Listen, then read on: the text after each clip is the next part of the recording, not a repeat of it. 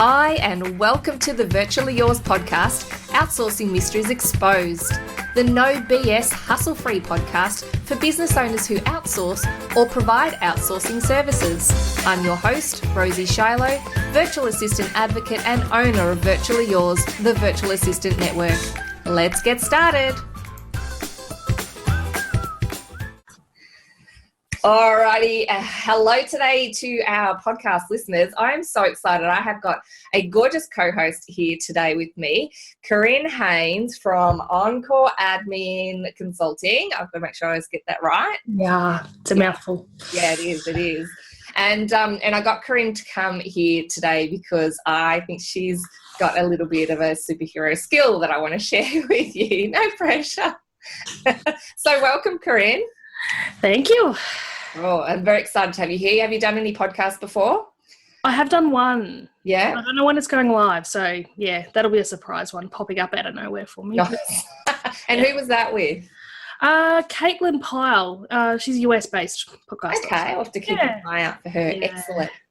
Now, the reason why I got you on today is because one of the things that really it just blew me away as I saw your business sort of growing was that you were in business for about 16 months, right? Mm-hmm. Before you're growing your client base, and then you took 5 months maternity leave. Yeah.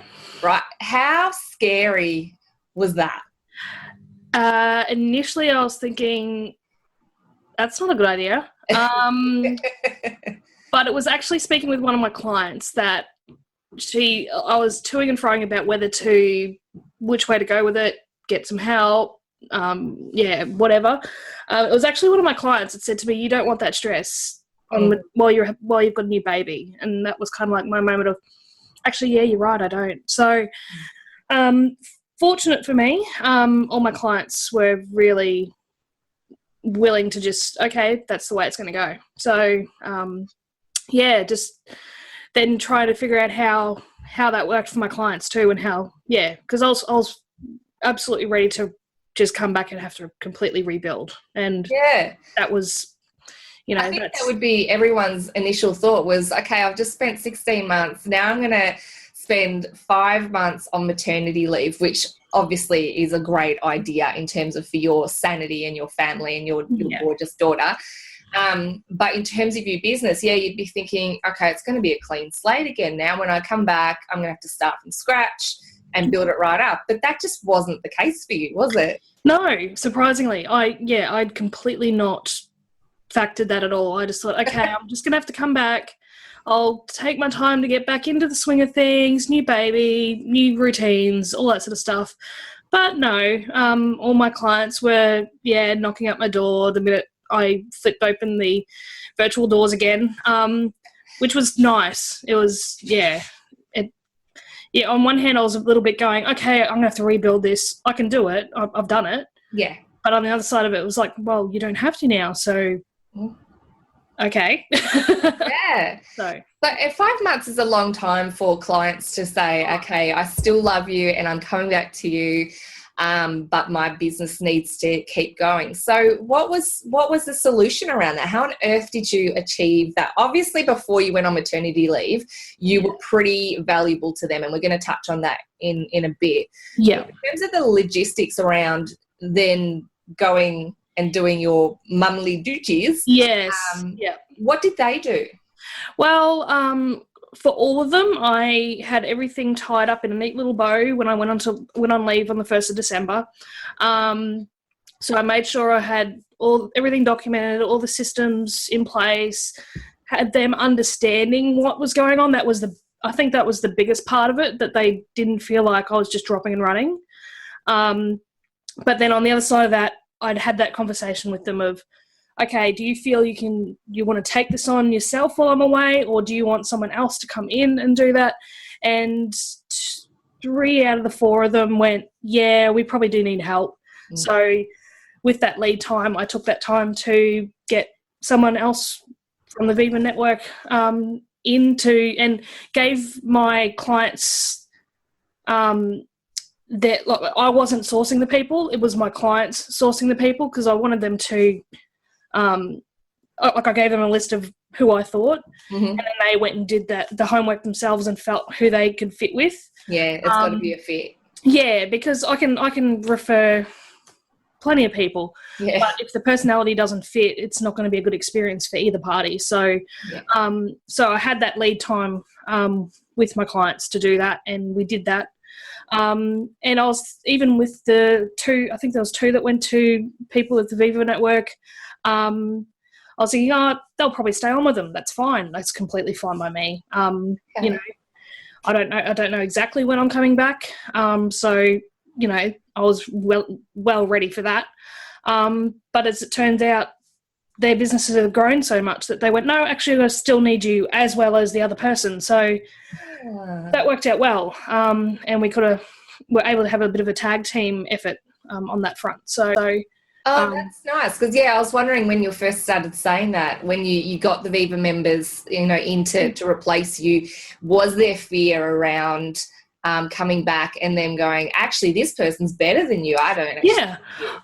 And I actually, I don't take that personally. I actually go, well, that's really awesome. If they're doing a better job than me, that's awesome. Like, you know, that's job well done for me, really, because it's you've referred them on to the best person. Yeah. Such a brilliant attitude. You know, there's enough out there for everyone. There's no use, you know, losing your marbles over it. It's and because what we do is so much of a personality fit too, that, you know, it's nice to go, well, actually that's a good solution. So yeah. I think that attitude is probably half of why they came back, is that attitude itself was that it's all about the best solution. Yeah.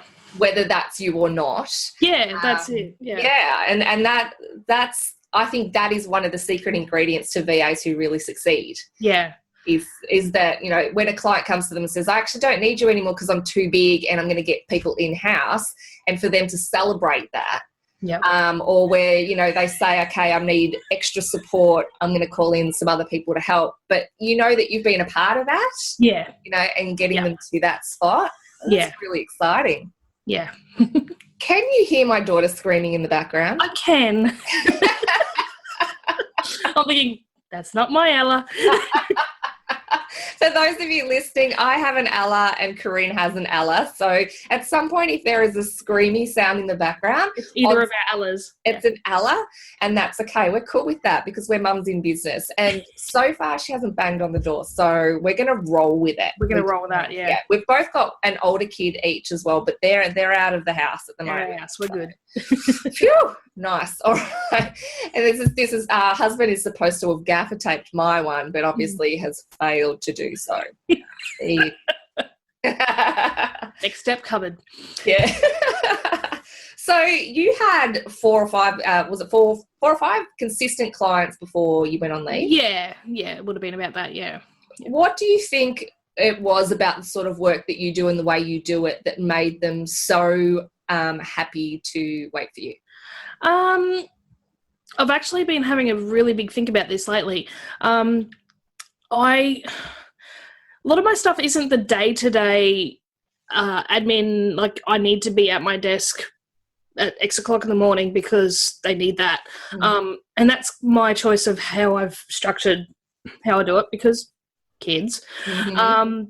So I was a lot more on the project side of things, like doing projects, doing bigger picture kind of things. So I very much, they give me a task, I deliver. That's kind of how I work, and that's how I've always worked.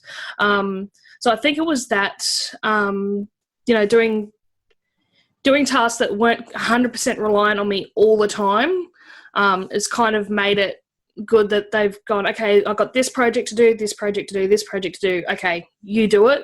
Okay, that's all sorted. All right, and they just keep feeding me projects.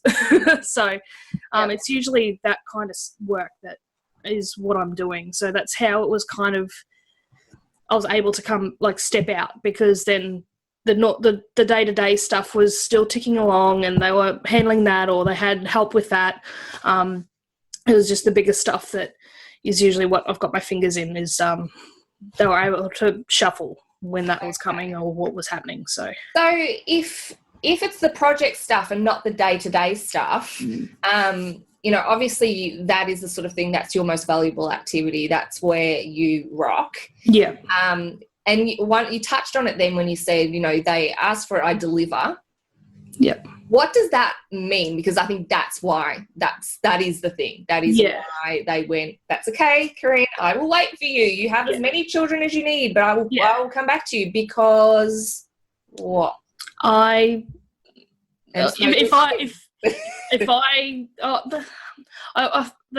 probably comes back to the solutions. Mm-hmm. I'm a solution person. Like, if someone comes to me with a problem, it's like, okay, and if I can't necessarily do that, I either go and learn how to do it, or I find someone who can, and who can hold my hand and show me how to do it or deliver it for me. And that's a bit to my detriment sometimes.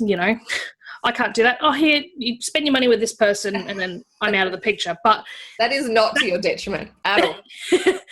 Financially, then. But yeah, so that's how I've always worked. Actually, just come to think of it. So, it's knowing where I can help and where I can't, and being honest about that. So. Yeah, and honestly, it might in the immediate sound like it's to your financial detriment, but it's for the long-term financial gain. Absolutely. Yeah. To know someone, I think being solution-driven that makes me excited when I hear that.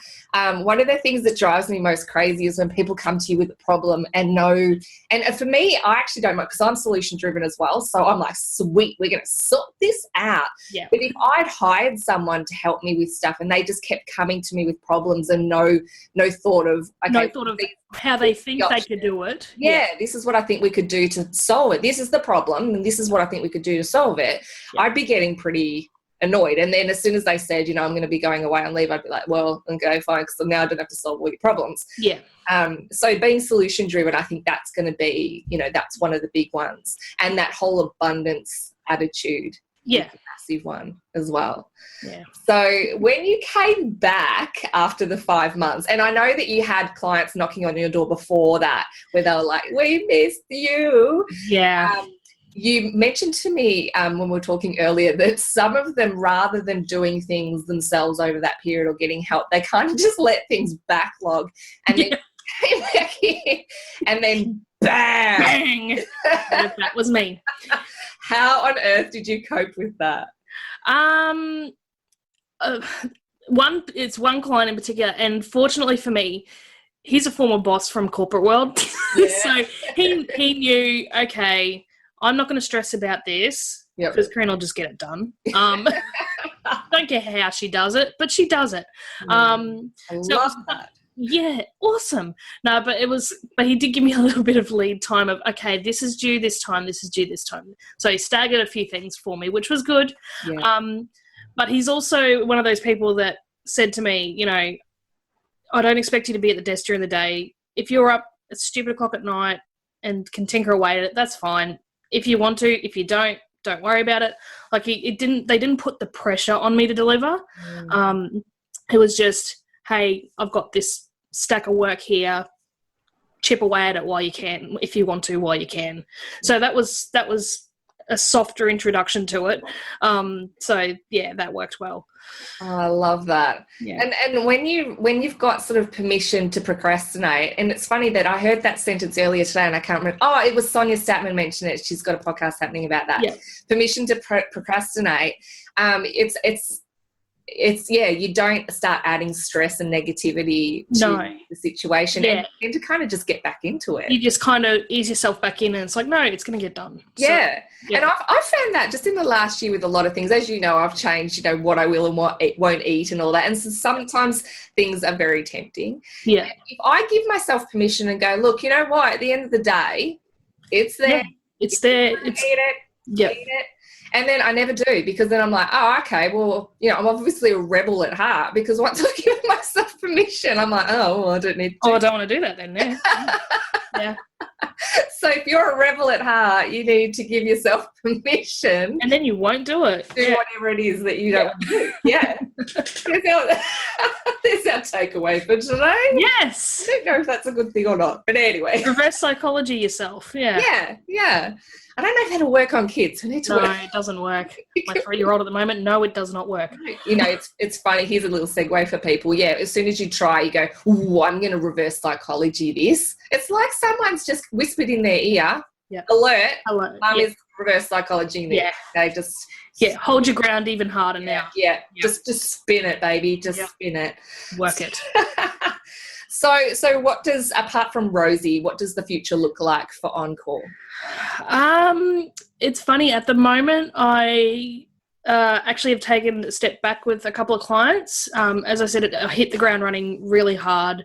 And actually wanting, with the client in particular, we've sort of parted ways, which is because they have huge plans and I don't have the capacity at the moment to follow them. So that kind of came back to that point earlier, or of knowing my limitations. So but yeah, I'm sort of reevaluating what's happening, and with my little one on the move now, it's a whole new kettle of fish. So just as soon as they start crawling, all of your plans that were carefully laid out, plans are gone. But yeah, just recalibrating. Nice. Yeah, readjusting what kind of work I'm doing, and trying to and it's also to make sure I'm delivering for my clients, because at the end of the day, if your clients aren't happy, then you're not going to be happy. So just trying to piece that together. So nice. Yeah, I was saying today to someone, you're only as good as the last job you've done. So that's it. You know, you got to keep on delivering, and if it feels like it's not happening, then you said it, you hit it on the head. You need to recalibrate. Yeah. And you need to go, okay, well, what do I? And I'm always recalibrating because it keeps things fresh and exciting. Yeah. And then that works for everybody. So as soon as you start to feel like, oh, I'm not really delivering, you know, shake it up. Yeah, we're our biggest critics. So recognizing that, okay. And it was funny because the client I worked with that we've parted ways now, he said, if that's your half-baked, I don't know. I don't see what you're doing as half-baked. I'm like, well. Like, terrified to see you fully baked. Yeah. Which was kind of nice. Korryn on steroids. Yeah. I love it. And I want to ask you one last thing. How are you with, because it sounds like you're pretty good with this. That's why I want to ask you. Any tips that you have for people around boundaries? Oh, no, I'm not good with boundaries. Really? Because I make out I am, but underneath, like on the duck under the water, with the water, the legs are just going. That's going to be a good screen grab. Oh yeah. Sorry, people driving. yeah.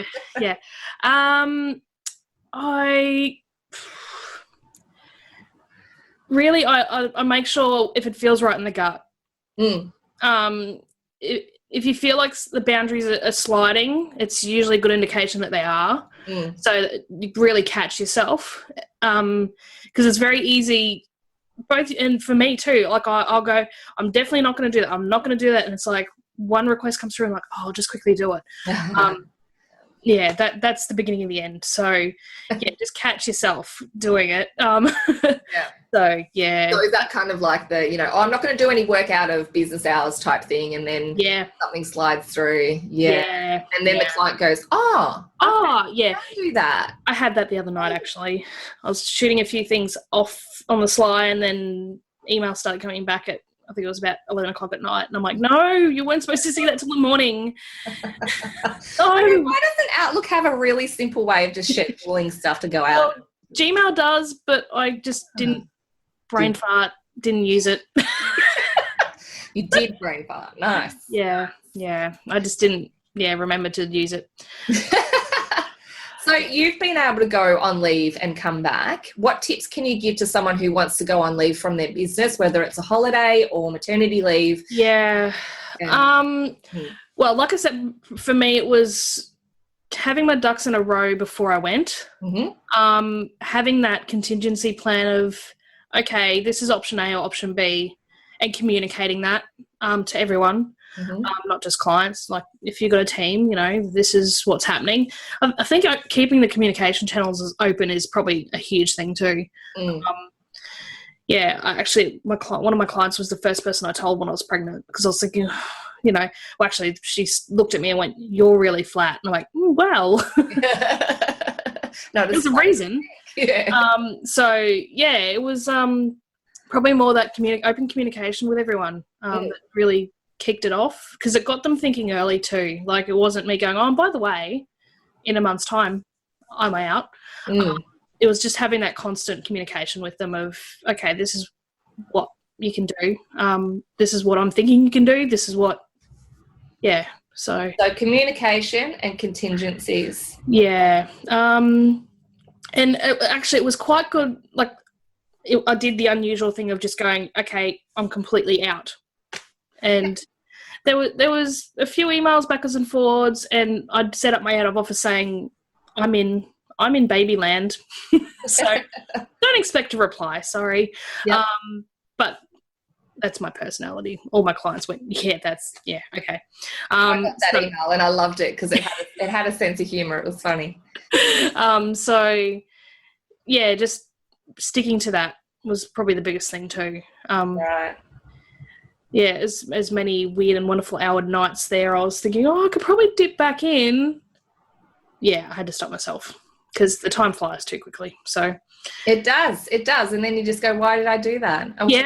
Taking time off for when my Ella was born was one of the best things I ever did. Yeah. And at the time I thought, oh God, I never want to work again. I'm loving this. This is so nice. And it was funny. It was about a week before I was due to come back. Yeah. And I was actually going, I'm ready. Yeah. Because I'd completely switched off. Whereas if I hadn't have, I probably wouldn't have. Because you've given yourself that permission to switch off. Yeah. When the time's right, you go, yep, cool, I'm ready to get back into it. Yeah. One of my friends was like, I'm not surprised. You got itchy feet like this with Hayden. I'm like, oh, okay. Completely forgot. But she's like, yeah, you did. I'm like, okay. It's so predictable. Apparently. Not at all. Yeah. All right. Well, I'm going to wrap it up there. That was some really great content. Thank you so much. For those listening to audio, you just missed out on the cutest Winnie the Pooh mug that Korryn is drinking from. I'm not going to show you my slippers. Do it. Do it, people. Show me the slippers. Oh, my gosh. They're these massive Winnie the Pooh slippers. Oh, I love it. Business up top, slippers on the bottom. Yeah, that's how we all roll. We're all naked from the waist down because we've got the video going. Yeah, no. So, no. I just want to thank you so much for sharing that. It's just such beautiful content, and I love your story, and I love everything that Encore is doing, and the way that you're representing your business is just really, you're keeping it real, but you're also working so hard for your clients in a healthy way, and I really, really love that. So hopefully people learn a lot today from your experience there with taking the leap and doing what needed to be done with the whole maternity leave thing and making that work for you. I'm so impressed. Yeah, don't know how to do it. But anyway, just keep flying. Just keep swimming. All right, so that's it for today for Outsourcing Mysteries Exposed. Thank you to everyone who took the time to listen. We'll make sure we have another episode ready for you very soon. Take care. Bye. Hey, thank you for listening to the Virtually Yours podcast, Outsourcing Mysteries Exposed. Between now and our next session, I know you're going to be hanging out to take some action on outsourcing in your business, so head on over to virtuallyyours.com.au and you can download some information there about the best ways to outsource for business growth. If you're a virtual assistant, make sure you join us. We have an amazing virtual assistant community at Virtually Yours, Aussie VAs connecting and helping each other grow. Have a fantastic day, and I'll see you at the next podcast.